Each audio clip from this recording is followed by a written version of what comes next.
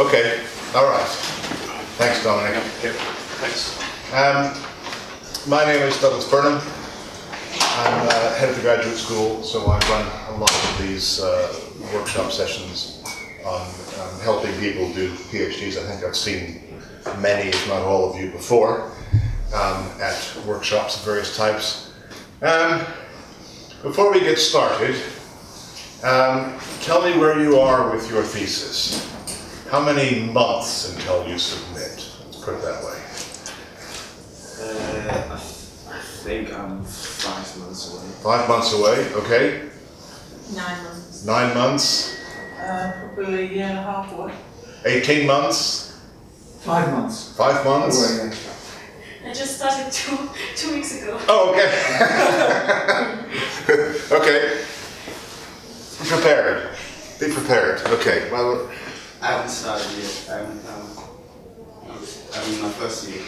right. So you're 2 years away from. Yeah. Yes, and 6 months. about 6 months away. Okay. So we're a mixture here of people who are in the last 6 months or so, and people who are just beginning but want to know what's going on in the later stages, which is fine.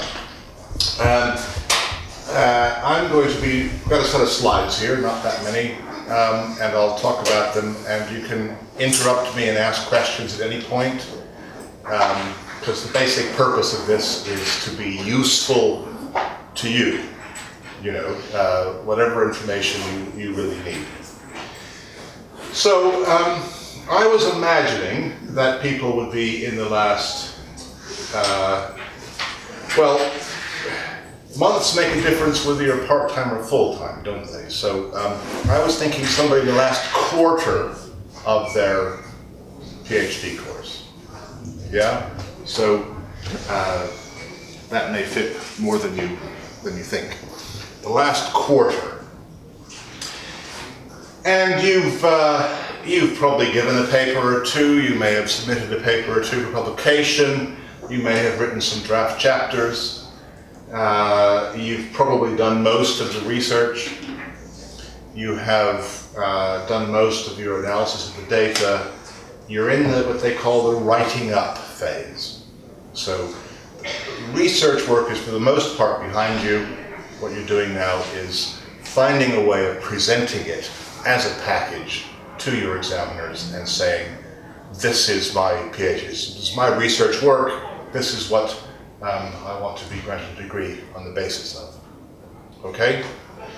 So, that's kind of where I'm thinking. We have other sessions, the induction session at the very beginning, which I imagine you'll be going to for getting started, and we have other sessions about various stages along the way. But this is writing up your thesis. Now, this afternoon, I'm doing a follow-up, which is preparing for your exam. How many of you are going to that?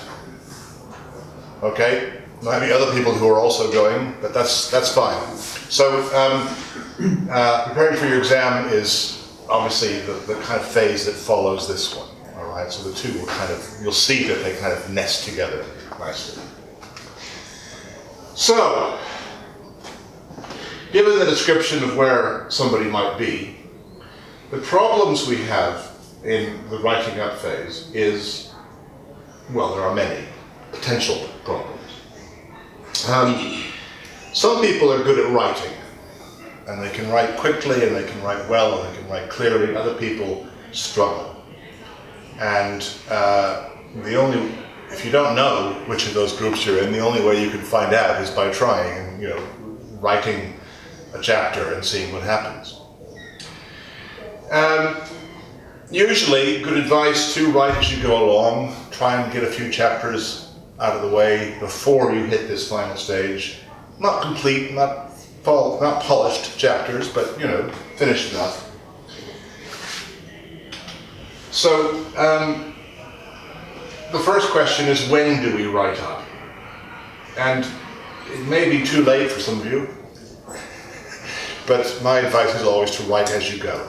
As I just said, have a few chapters done before you get to this phase. All right, so you're not presented with having to write the whole 80,000 words all at once in 6 months, because that can be very difficult. Also, there will be some passages that will be easier to write and which can be written, broadly speaking, earlier.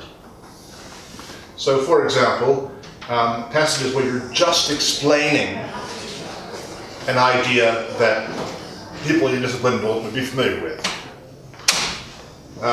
Where you're just laying out a method that you've used. These kinds of passages should be fairly straightforward to write. Okay, so you can write them earlier, you can write them first. Likewise, parts of the literature review. So you've read a lot of stuff, you can write about what are the important things that it says, what are its strengths and limitations. You can do that kind of thing fairly early. And that will give you a sort of set of files that you can then, broadly speaking, assemble into various chapters. So that's how we get started on the writing. A lot of people try to write the introduction or conclusion first, which you need to have a plan, obviously, of what the shape of the thesis is going to be and what you're going to say. But writing the whole introduction and conclusion first is probably not a good idea. And the reason is that you haven't written the chapters in between, so you're not quite sure exactly what you're introducing. And you haven't written them, so you're not exactly sure what you're concluding either. So they tend to be best written at the end, when you've got a better sort of overall picture of the things that you have been working on and how you're presenting them.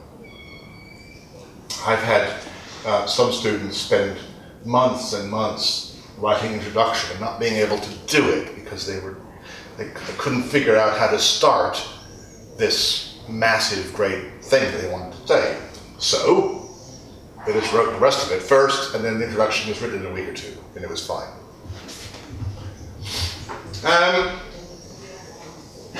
Ideally, you want to finish a first draft of your thesis about 4 months before submission date. And this is because it can take an awfully long time to do those final revisions. It can take an awfully long time because you may need to negotiate and hire a proofreader. It can take a long time because when you put it all together, you realize, I haven't discussed this, and I need to go off and do that. It can take a long time because you realize that you've lost some references along the way. That happened to me, and I was frantically running around libraries trying to find references. It's not a good scene.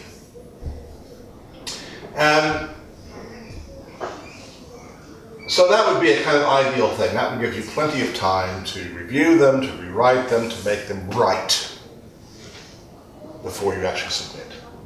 Okay? You can submit early drafts of bits of chapters or whole chapters to your supervisors as you go along, and that's also a good idea. They can help you to find the right voice to be writing in, finding the right level of formality to be writing in. They can tell you when you're over-explaining or under-explaining ideas. Okay, so they can be a good sounding block for your early stages of writing, and they should be a good sounding block for your early stages of writing. So you might send your literature review quite early on to a supervisor and say, what do you think of this? And they'll say, well, we'll spend more time on this and that and the other, but otherwise it looks good. So they can help you craft it. And finally, don't underestimate the time that last-minute revisions will take. So getting that table to align properly, or getting that image to appear properly, or getting the references to appear in the right order, or whatever it might be. Sometimes there can be hiccups of that type. So you want to leave yourself some time at the end, just before submission, to make sure everything's right.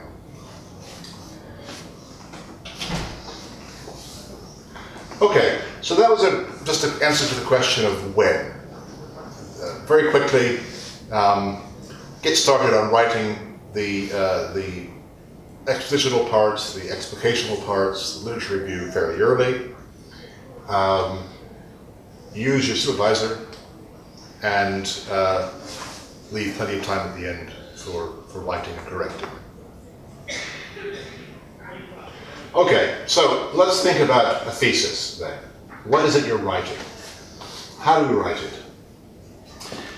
A thesis may have 4 chapters, or it may have 12 chapters, or anything in between, but it always has 5 parts.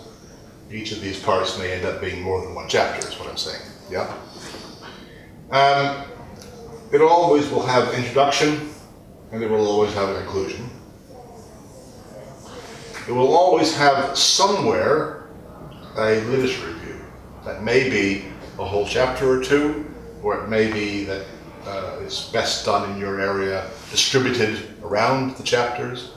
There are various different strategies, but they'll always be in there somewhere. Okay, that's a required part of PhD thesis. There'll always be a discussion of the methods that you used.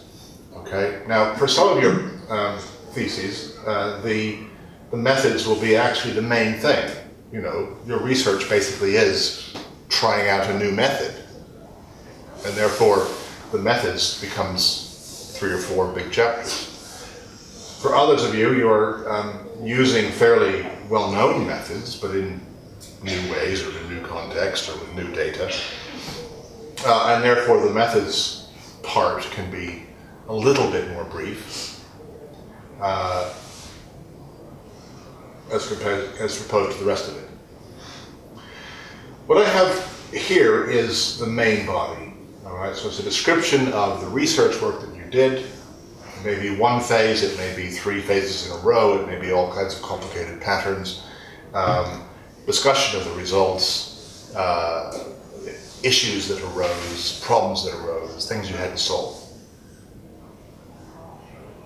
So it'll always have those 5 parts. Okay, think about those 5 parts and then think how your chapter structure matches onto those. Any questions, thoughts about that? Okay. So I'll go through those 5 parts, or some of them anyway. Literature review. We have a whole workshop on literature reviews. Anybody been to that? Okay. Good. I'm glad to see so many of you have done that. That's great. The literature review has certain criteria that, regardless of your subject area, the examiners are looking for. What it's really trying to do is prove that you know the stuff in your area. All right, you know who the main writers are, who the main theorists are, what the main results are, what the main techniques are. You know all this. You know all these things. Okay, and in order to do that, literature review is the conventional way of doing it. So what you are doing, in brief, is laying out the state of the art in your subject area, and doing so in a way which is structured and critical. By structured, I mean you don't just kind of go through 70 different papers in alphabetical order, okay, because that would be pointless. You try and group them in by themes or by methods or by results or whatever it is. So you say this group of people did this kind of thing and here's my analysis of it, and this other group of people did something else. So you're structuring, dividing them up into groups. By critical means that we don't simply paraphrase everything that happens in these papers or these books. Instead, we present what is relevant to our work, and we present it in terms of its strengths or weaknesses. So if a piece of work is relevant because it uses a method that's very similar, you just talk about the method of that study. And you'll want to either say the method was used in a particularly good way for this reason, or it was used in a not so good way for that reason, or whatever, because you're evaluating. You're always saying in what way the work is pushing forward your particular project.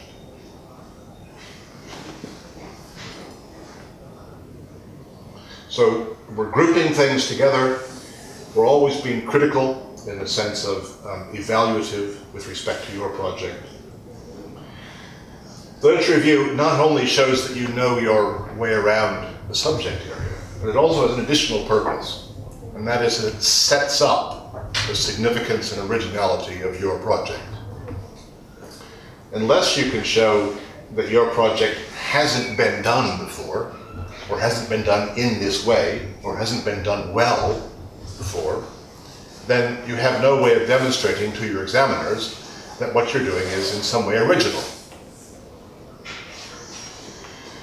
Likewise, unless you can show that other people are interested in this problem and the problem has ramifications around industry or the economy or the culture, unless you can show that, you have no way of showing to your examiners that your work is significant, that it makes a difference in any way.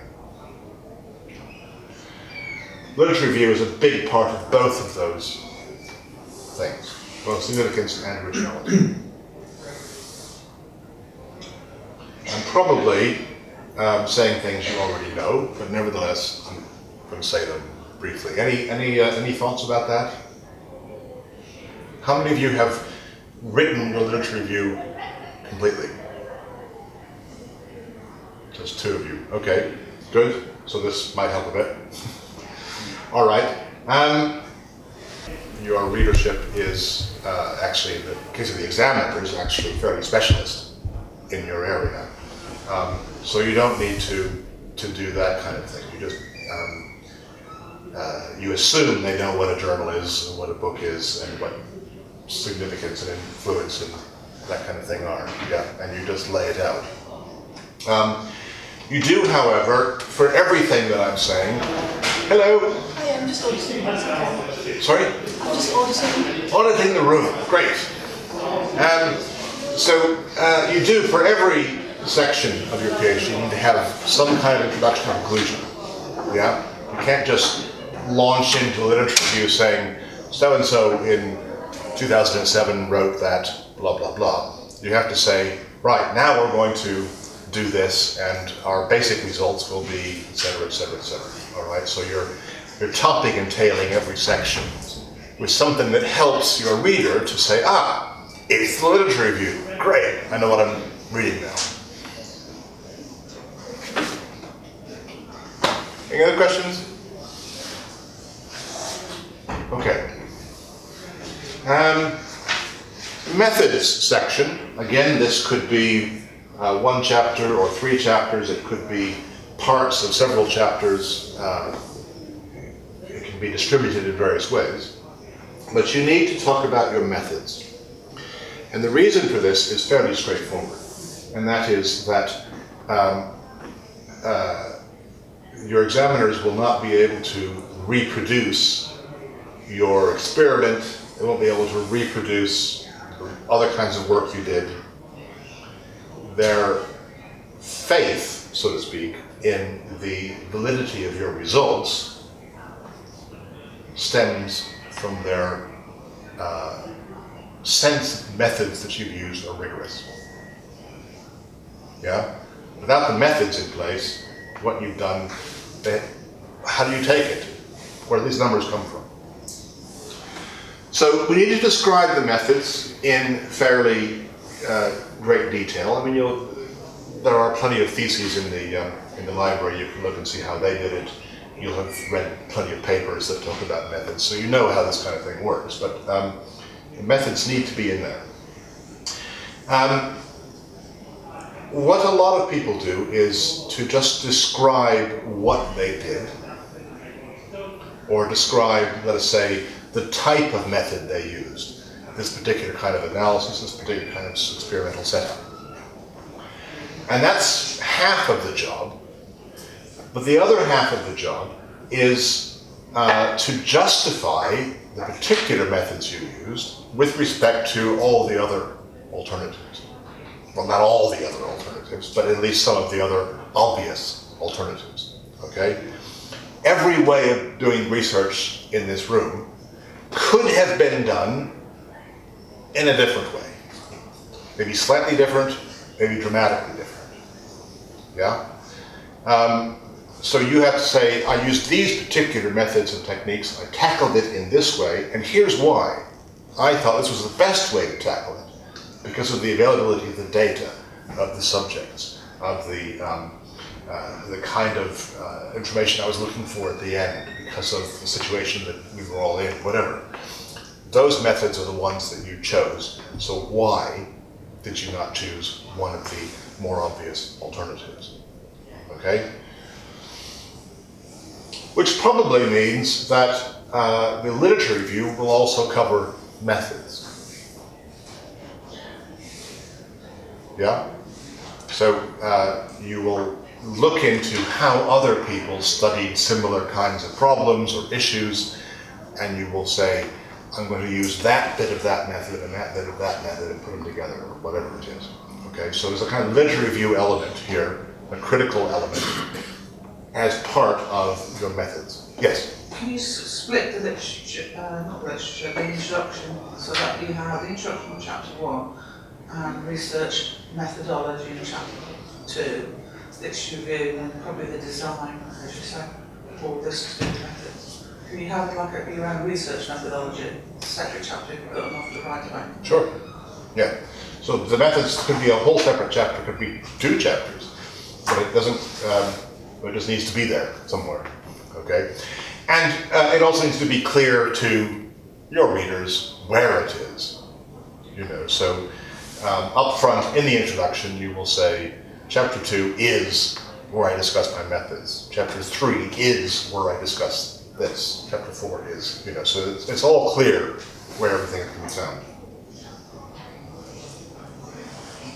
So, because the methods description is not just description, but it's also a justification with respect to alternatives, therefore it needs to be critical in a way very similar and overlapping with your literature review. Does that make sense? Yeah? Good. It happens a lot in exams, okay? Just to be, I've chaired a lot of exams, and one of the common things that comes up is, okay, you described very well what you did, but why? You know, if your examiner asks you the question, why did you do that? That's not necessarily a good thing, okay? It would be nice to have it already in the thesis. We did it this way because that was the best way, and here's why. Okay. Let's move on then. So, what I called earlier on the main body of the thesis, presentation of the research work, and the first presentation of the results. This can be 1 chapter, it could be 7 chapters. Again, it depends on what the shape of your work needs to be. But you need to be continually referring back to the aims and objectives that were set out in your introduction. And these will be some evolved version of the aims and objectives you've already set for yourself as part of your research project. Yeah? Why? Well, you tell me, why would your various chapters need to refer back to aims and objectives? To straighten your work, to make sure you not go away from your topic. Yeah, so in other words, you're staying on topic. If it's not related to your aims and objectives, don't talk about it. You know, it may be really interesting, don't talk about it. It's not relevant. Good. Any other reason? So that research outputs are clearly met, well, each chapter. Yeah, so the project looks, it looks complete. You set out an aim and a set of objectives that will get to that aim. And if you've met all those objectives, then the aim should just pop out, right? So you can show the completeness of your work. It's like narrative for you. And the third reason exactly is narrative. The third reason is that way your readers know where they are. Yeah? Okay.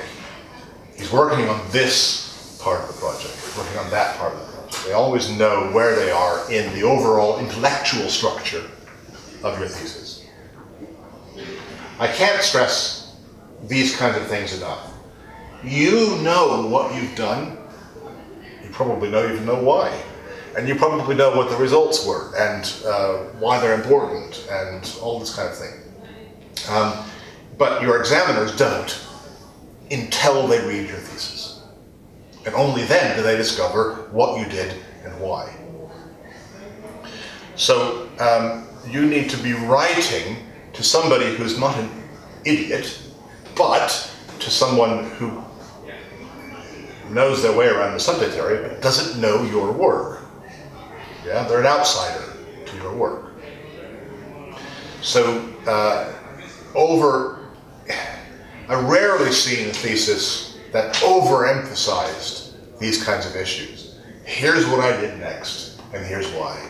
And it refers back to this aim and objective and that kind of thing. It can feel a bit clunky and cumbersome to do that all the time, but it really helps your examiners. And I've never heard an examiner say, take out some of this, there's too much infrastructure here, just tell what's going on.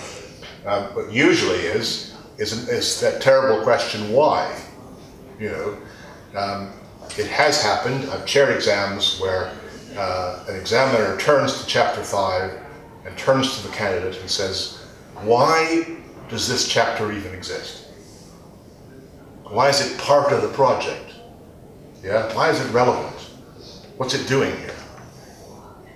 That's not a good question to get, I think. I mean, you may have an answer, it may be perfectly relevant, but it certainly means that they just didn't understand why it was, you didn't make it clear what its purpose was. I say chapters should cover objectives in order. That's a little bit, putting it a bit harshly. It's probably a good idea if they do, just for the sake of simplicity and organization in the narrative that you're providing. So if you have 7 objectives, then the 7 chapters match onto them quite nicely. That would be lovely. It may not work out like that. It doesn't matter, as long as it's clear where things are. And as I said earlier, each chapter of the thesis needs to have its own introduction and conclusion, which says, here's what's in this chapter, here's how it follows on from the previous chapter. And the conclusion then says, here's what we've done in this chapter, we've established this and that, here's a new problem. The new problem is the next chapter. Okay? Stitching it all together.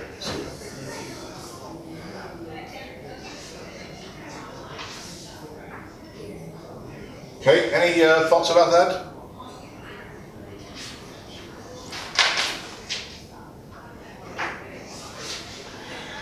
Okay, back to the introduction. I said the introduction probably shouldn't be the first thing you write, so I put it in order here after you've written the rest of it. So introduction. We'll have all of these bits in it, but they may not be in this order.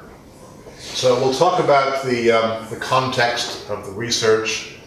Why is it significant? Why is the problem you're addressing important? It will say what the aim is, what are your hypotheses, the research questions, what you aim to find out or establish. We will state the objectives. So what are the kind of intermediate points which, when you get to the end of the list of objectives, will have established your aim. And it will also, in the introduction, say how these are mapped onto the chapters. It will give not necessarily the literature review, but a summary of key points in the literature. We'll say something like, we will be discussing these issues in more detail in chapter 2, but it's clear from Brown 2011 that, so the key aspects of the literature review are summarized here in order to show why you're doing the work, what its context is, why it's important, and what its key moves will be. Likewise, a summary of the methods. You're going to be detailing them later on, but very quickly you need to sketch, we did this kind of thing, we did that kind of thing, and we did it for this reason. So how much difference is that from the abstract? Because I would have thought the abstract was covered. The abstract is very short indeed. Yeah, so we're talking about a page, the abstract. So while the abstract does do a lot of these things, it probably wouldn't have more than a sentence to spend on the methods that you used, which is not really enough. Do we have to have a research question? Say it again? Do we have to have a research question? No. There are various ways of stating the aim of your research. A research question could be one of them. A set of hypotheses could be another. There's lots of different ways of stating it. I'm just giving that as an example. So regarding the ethical statement, that can go in various places throughout the thesis, including the introduction. So the ethical statement. Ah, right, yes. That's probably in there in summary of methods. Yeah. It's a nice point, actually. I didn't say that. So included in the methods would be, where it's relevant, not relevant for everybody, a discussion of the ethical protocols that you had to follow in order to make the research proper. Yeah.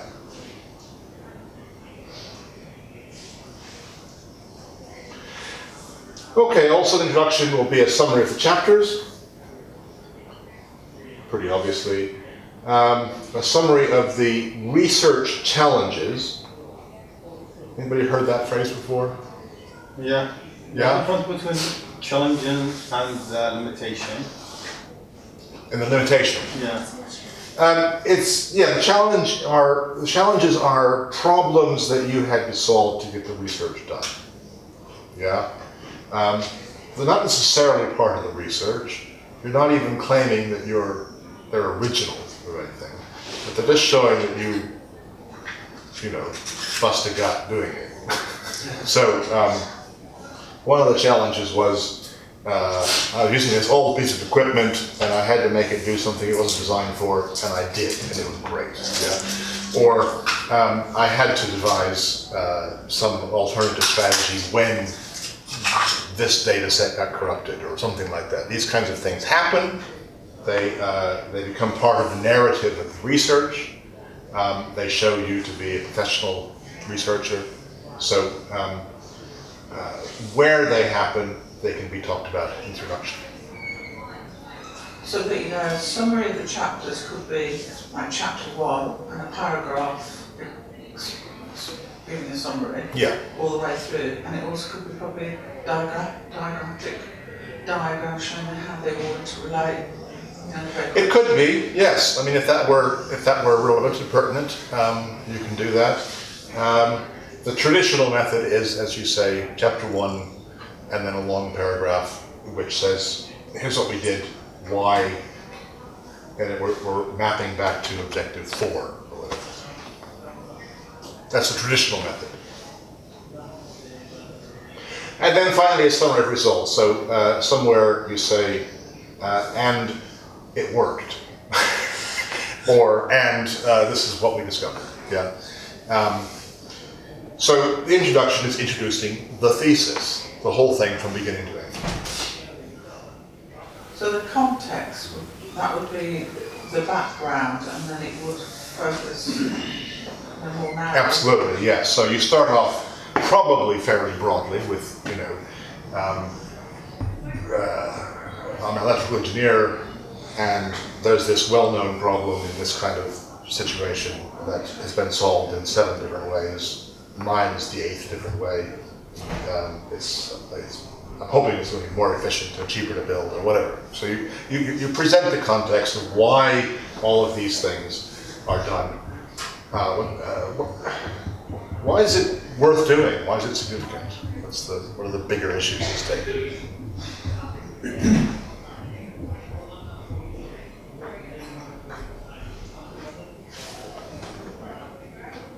Okay. The conclusion has rather similar structure, or rather similar set of contents to the introduction. It is what you might call a mirror image of the introduction. People use the phrase to complete the circle. Anybody heard that phrase? Completing the circle means that introduction, you say what you're going to do. Conclusion, you said you did it. Yeah, so it's kind of bringing everything back to those aims and objectives, big problems you wanted to solve. All of those things get rehearsed again in the conclusion in order to show both the successes of your research and also the limitations of your research.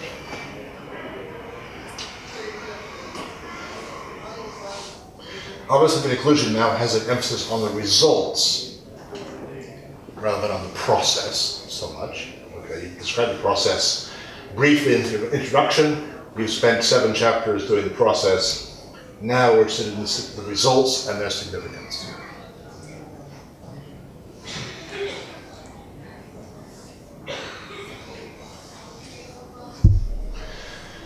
It is traditional to talk about limitations of the current work. Okay, it would have been great to have 400 participants, but we only got 220. But there's still good evidence that, et cetera, you know. Or this device was tested in these 2 environments, but not in the 3rd environment, or whatever it might be. The limitations of the work, things that one could imagine the project having been able to do, but that you weren't able to do. Discussion of further directions for research work is related, but slightly different. Okay, this is like, what's the next project that could be done, either by you or by somebody else? You know, where could somebody else take this research now?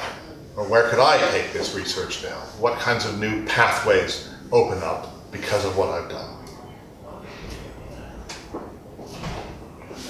So can you also revisit the objectives? Absolutely, yes. And So say whether you managed to?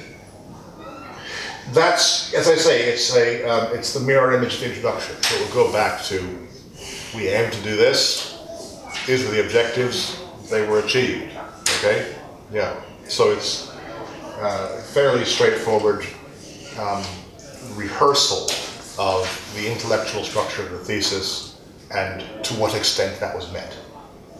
So how big is the gap between completing the circle at the end? I mean, in terms of what the examiner would think. I mean, obviously the closer the gap is, the better, but it's not always possible to close the gap, is it? No, it isn't. You can't always do everything you set out to do, which is partly why you're discussing limitations.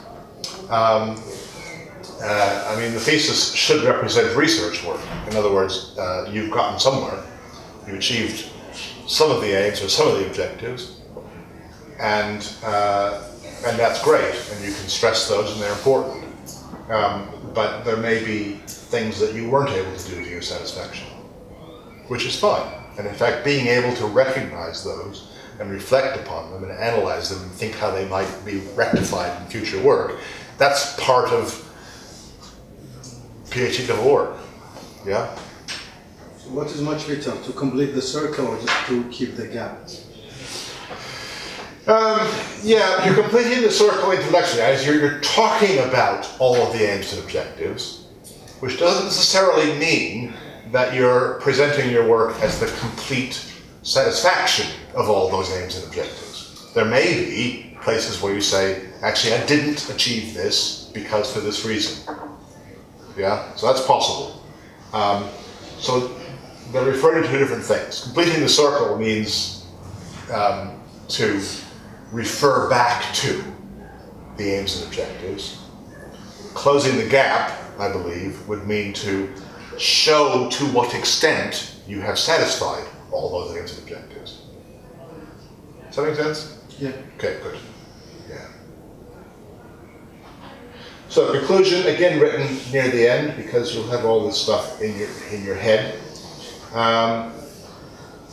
So it's all those things that we talked about in the introduction, they'll still be here in the conclusion in an abbreviated form. It's a mirror image, as I said. In the conclusion, you're emphasizing the results and their significance, limitations of the project, and then further avenues for research.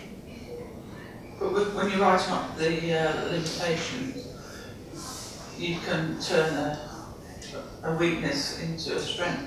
What I'm saying is there could be some strengths you could put in there while you're talking about the weaknesses, so you don't make it too negative. The fact that you've recognized it as a limitation is itself an important thing. You've achieved something you've achieved to the point where you can recognize that here is a problem that no one could anticipate. Yeah? Good.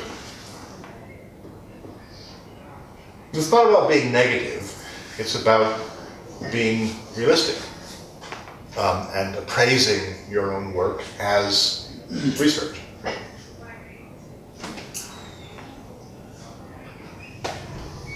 Okay, so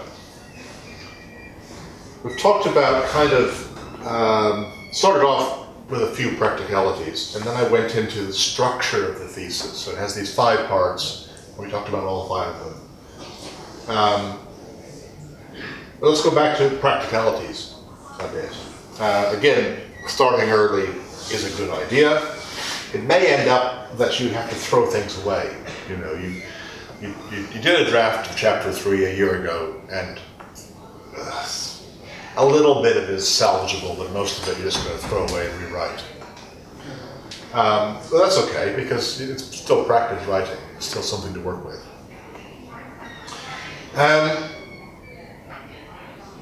We have sessions from the graduate school that are called Shut Up and Write sessions, one each semester.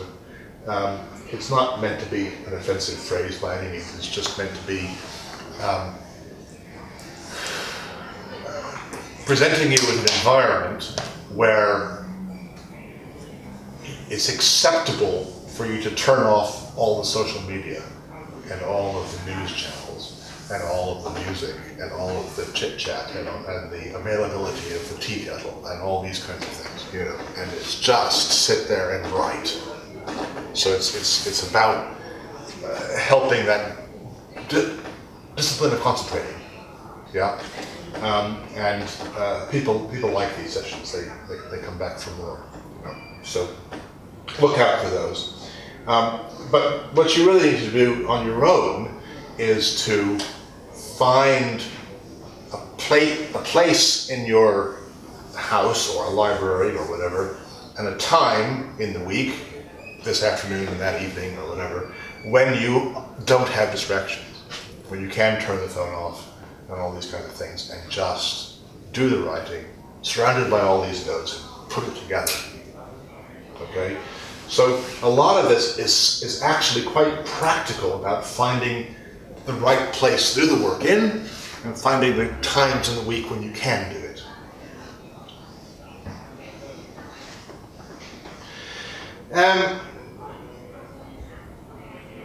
A lot of people just sit down and start writing, but it's usually worth trying to schedule it, because you have a known structure already. You know you've got to write X number of chapters, and each of those chapters, you probably even know what the structure of the chapter will have to be.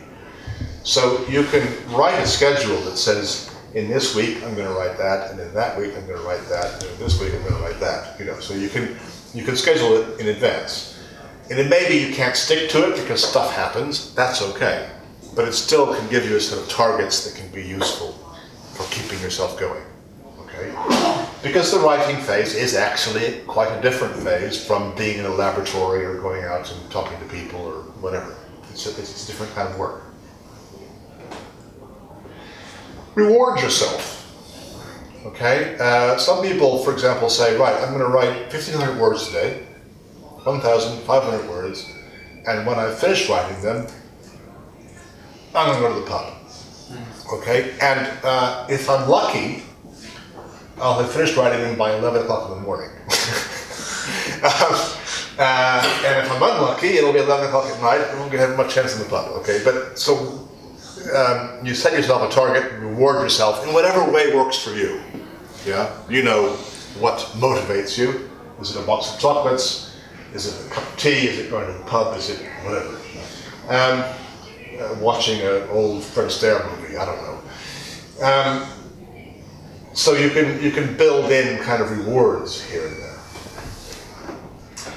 I mentioned this at the beginning that you can start with fairly easy bits, the bits where you're just describing something or just explaining something or going through the usual kinds of discussions that you might be in any thesis.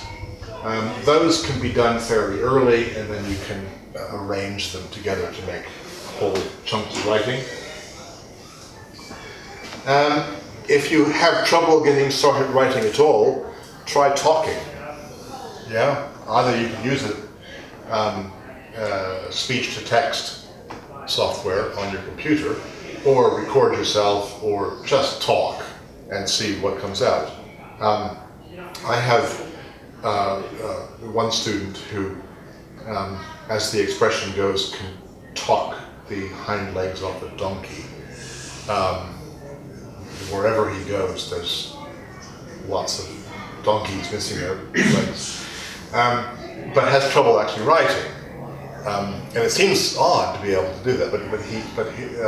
So I just, write what you say. Start with what you say, and then you can make it more formal and cut out the unnecessary bits. There'll be a strategy. It's just a talk. Try and do one thing at a time. So rather than thinking, right, I've got to write the whole of chapter 1 and that involves these 7 ideas, just think, right, I'm going to write about one thing, and that's 1,000 words, and then another thing, that's 1,000 words, and then you can figure out how they relate together later. Yeah. So you'll often find that in putting together the thesis, you'll have lots of short passages that need to be stitched together with transitional sentences like, having discussed A, we can now discuss B, or that kind of thing, so the reader knows why you're going from this chunk of writing to that chunk of writing. Yeah? But one thing at a time, rather than having everything going on at once and trying to get it on the page.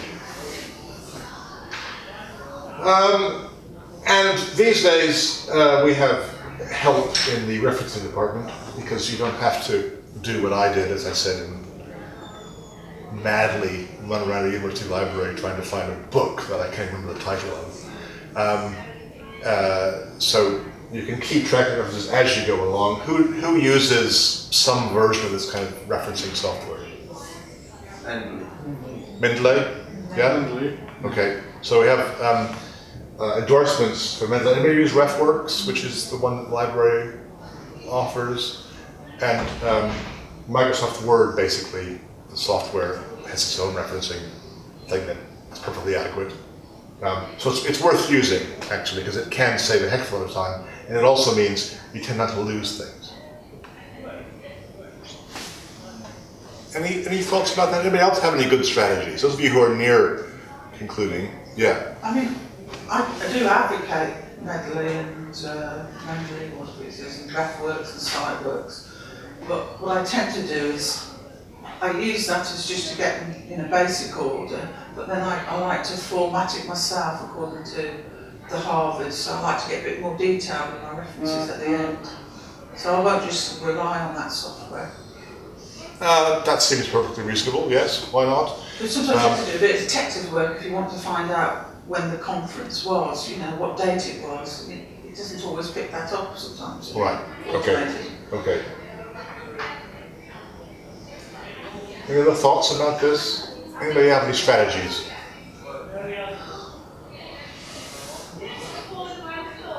I think a lot of people do this thing where you work on something from the past and work on something from the present, work on something from the future. So it's variation of your write-up, you know. Yes, that's a good point. Thank you. There are various strategies for doing that, but if you find you're working on chapter 2 and you're just beating your head against the wall and it's not going anywhere, work on chapter 3 for a while instead. You know, you don't have to do things in order by any means. In fact, it's for some reasons it's better not to do it in order, and this point, introduction to conclusion can last. The point is that the frustration that you get with a particular topic might not be a general frustration with the writing, it might just be with that particular topic, in which case moving to chapter 3 or 4 might liberate you. Yeah, and then you can come back when the block has removed itself.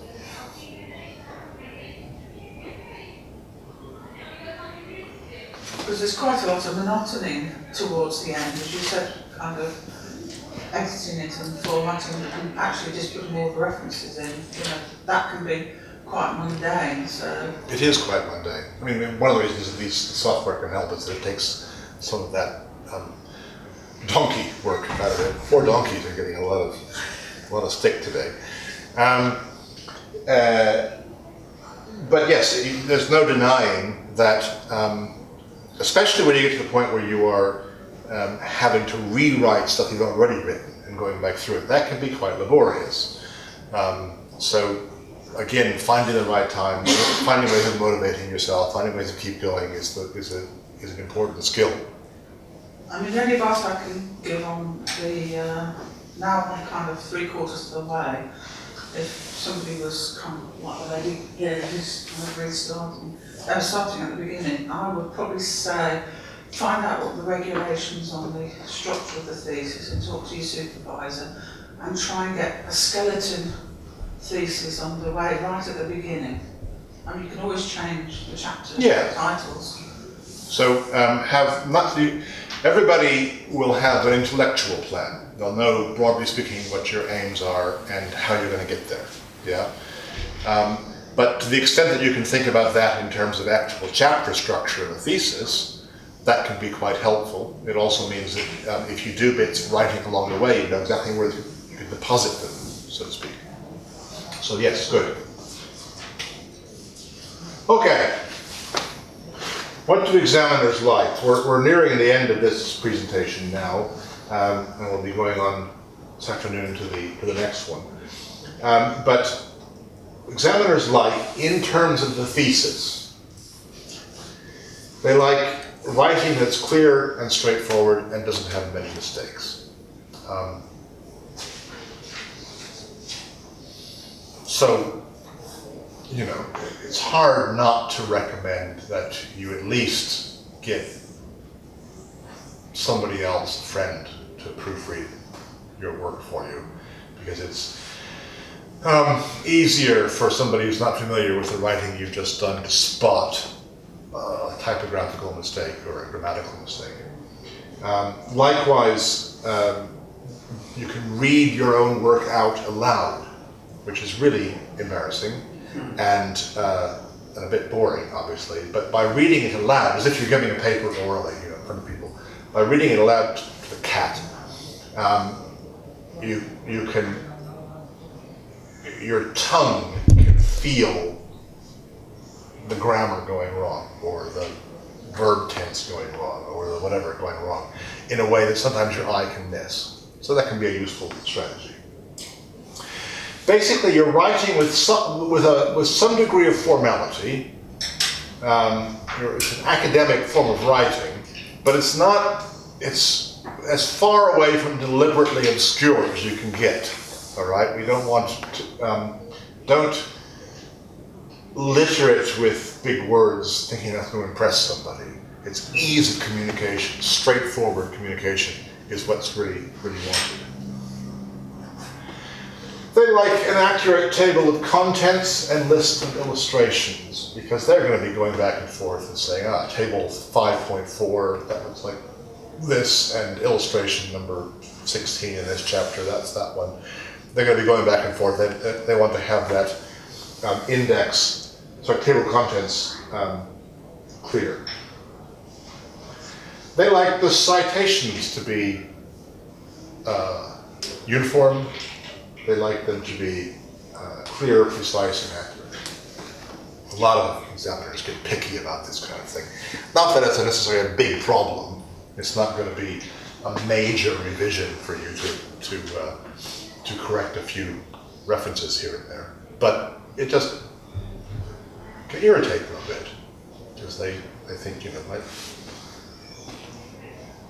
use one system all the way through.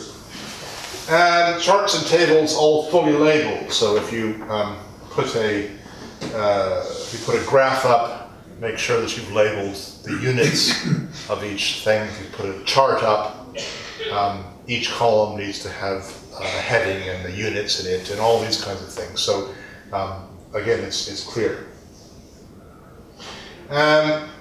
A clear overall structure to the whole work. So again, this is the aims and objectives, mapping out into chapters.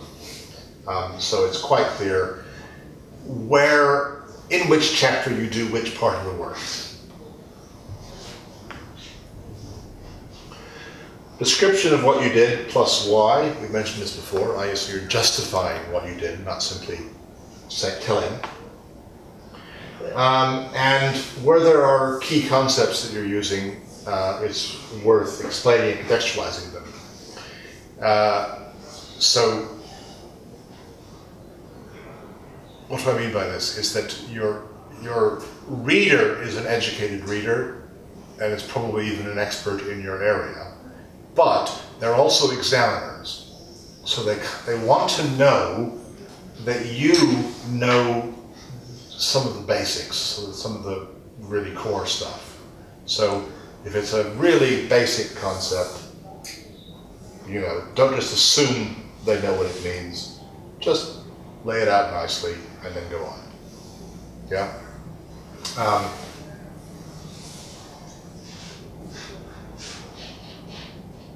Okay. Again, rarely have I seen an examiner say, you've explained something too much, or you've tried to make something too clear. That just doesn't happen. Right, that's it. Let's go back to the questions on that. Yeah. Yeah, so you obviously have a glossary as well. You can do, a lot of theses do, it's not required. Is there a problem with having too many acronyms and having your whole thesis read like an acronym of Yes, that is a problem. It's not very good, clear communication. Be sparing as it's possible to be. You have to still say things, obviously, but you want to be writing in as clear and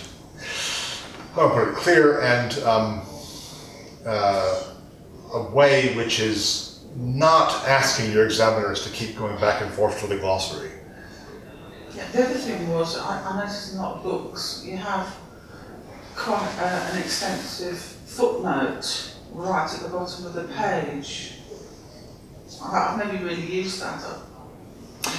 Yeah, plenty of theses don't have any footnotes at all.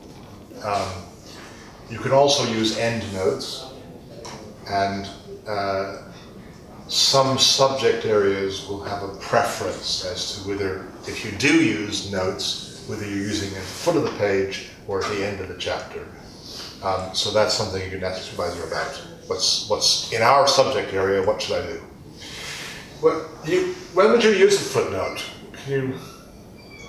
Is it something, normally if you're going to be putting a lot of context and you put it in the appendix, but maybe you just want to refer to something which kind of goes in a bit more detail than what you've written on that particular page. I think it depends on the system for writing. Yeah. You adapt, for example, MLA or APA, so it depends. Yes, again, different subject areas will have different expectations as to how such writing goes. My instinct is always that if you want to put a footnote in, it's probably not necessary. Yeah. Or, if it is necessary, just put it in the main text. Yeah. Because it's another one of those things where the reader has to go, to the end of the chapter to read the footnote and then back again. And, it's just one of those things that slows down the reading process. Good. There aren't very many regulations about submission. We'll talk about these again this afternoon, but you don't want it to be single-spaced. You need to leave enough margin so that it can be bound.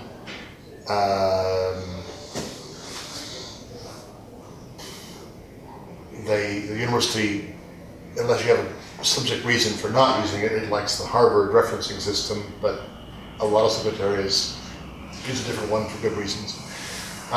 So there aren't very many regulations about how it's laid out or set out. Surprisingly few, in fact. So have a look at those. It's not those aren't a problem. The content is the problem. Yeah. So it's normally standard 80,000 words, so you can go 88 as well, plus 10%. Is that correct? Or? Yes. You can go 10% over without any particular problems. Can you minus the references and the index? Again, that's not necessarily true in all areas. Okay. The appendices are normally not counted, but references sometimes are. Okay, so you need to be clear about that.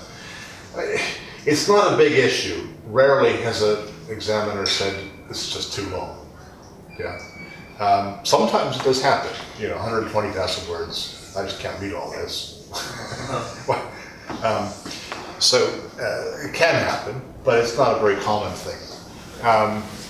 Likewise, if you were a composer of music or something, you would have a performance of your work or the CD of your work and the score, and that would be plus the 40,000 words. So there are reasons why some of them are shorter, but for most people, if it's that short, unless there's those kinds of reasons, it may be that you're just writing in too compressed a style.